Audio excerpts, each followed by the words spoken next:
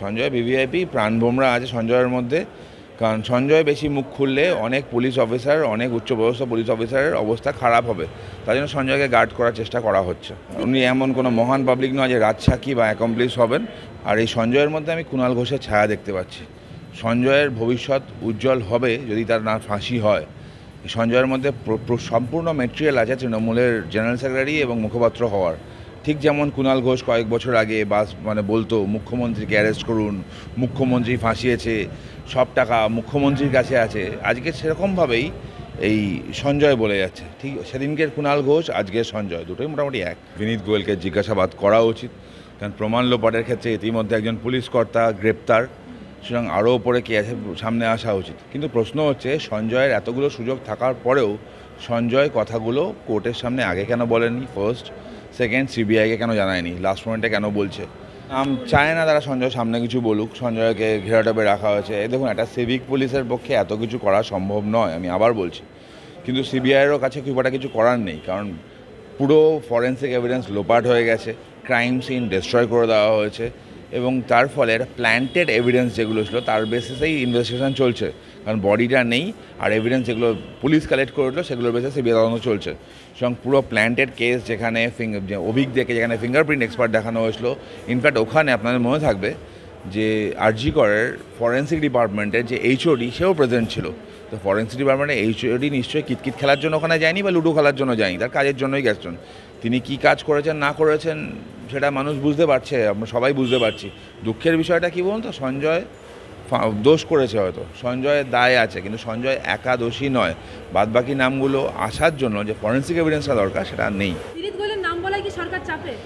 হ্যাঁ, অবভিয়াসলি বিনীত গোয়েল মুখ্যমন্ত্রীর খুব স্নেহধন্য একজন লোক। তিনি মুখ্যমন্ত্রী হয়ে কাজটা করে দিয়েছেন। 14 তারিখ রাত হোক বা তার আগের কাজটা হোক, প্রমাণ লোপাটের জন্য বিনীত গোয়েল পুরোটাই করেছেন। তো মুখ্যমন্ত্রী অত্যন্ত ভালোবাসার লোক, তাকে বাঁচানোর দায়িত্ব সরকারের। একেবারে আমরা দেখেছিলাম মুখ্যমন্ত্রী ঠিক ওই সময় অনেকগুলো কথা বলেছিলেন যে আমি সারা রাত ঘুমোইনি। হ্যাঁ, সারা রাত জেগেছিলেন তিনি। দুটোর সময় সিপির সাথে কথা বলেছিলেন। হ্যাঁ, সারা রাত জেগেছিলেন, জেগে তিনি দেখছিলেন কাজটা ঠিকঠাক হচ্ছে কিনা। কিন্তু কী বলতো, অশিক্ষা সবসময় খারাপ নয়। বাম আমলে ইংরেজি শিক্ষা তুলে দিয়েছিল, আর তারপরে এই আমলে অশিক্ষা, খুব অশিক্ষাটা খারাপ নয়। ওই সেকেন্ড ফ্লোর আর 3 তলা এটা গুলিয়ে ফেলেছিল। গুলিয়ে ফেলার জন্য একটা ফ্লোর নিচে ভেঙে দিয়েছে, কিন্তু তার আগেই তো যা করার করে দিয়েছিল। সেমিনার রুমের পাশের রুমটা, টয়লেটটা ভেঙে দেওয়া, গুড়িয়ে দেওয়া, এভিডেন্স ট্যাম্পার করা, যা যা করা এটা তাই করেছে। সিপির সাথে রাত দুটো মুখ্যমন্ত্রীর সাথে কিসের কথা দেখছিল যে কাজ যেটা অ্যাসাইন করা হয়েছিল ভাঙচুরের প্রমাণ লোপাটের জন্য, সেই কাজটা ঠিকঠাক হয়েছে কিনা মুখ্যমন্ত্রী সেটা দেখাশোনাটাই করছিলেন। বিনীত গোয়েলকে বাঁচাতে চাইছে রাজীব কুমারের মতো? এটা দেখা এত পরিষ্কার, বরাবরই পরিষ্কার।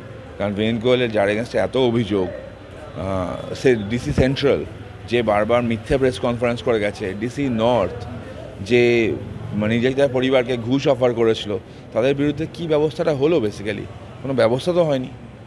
পুলিশ মন্ত্রী কোনোদিনই দায় এড়াতে পারতেন না, কারণ ওইখানে যা ডিলে হয়েছে, যা ল্যাকুনা হয়েছে, এফআইআর লঞ্চ করতে যা দেরি হয়েছে, যে ঘটনাগুলো ঘটেছে, এ সঞ্জয়ের নামটা বলুক আর নাই বলুক, মুখ্যমন্ত্রী তথা রাজ্যের পুলিশ মন্ত্রী তার দায় কোনোদিনই এড়াতে পারতেন না। এই ঘটনার পিছনে তার যা অবদান আছে। এখন কি মুখ্যমন্ত্রী ডিপার্টমেন্টের প্রধান, উনি কিভাবে আওতায় আসবেন? হওয়া উচিত, আমি জানি না, আমি বললাম তদন্ত আমি করছি না, কি এভিডেন্স আছে আমি জানি না। এভিডেন্স ট্যাম্পার হয়েছে, ফ্যাক্ট যেটা, তার জন্যই 2জন অ্যারেস্ট হয়েছে।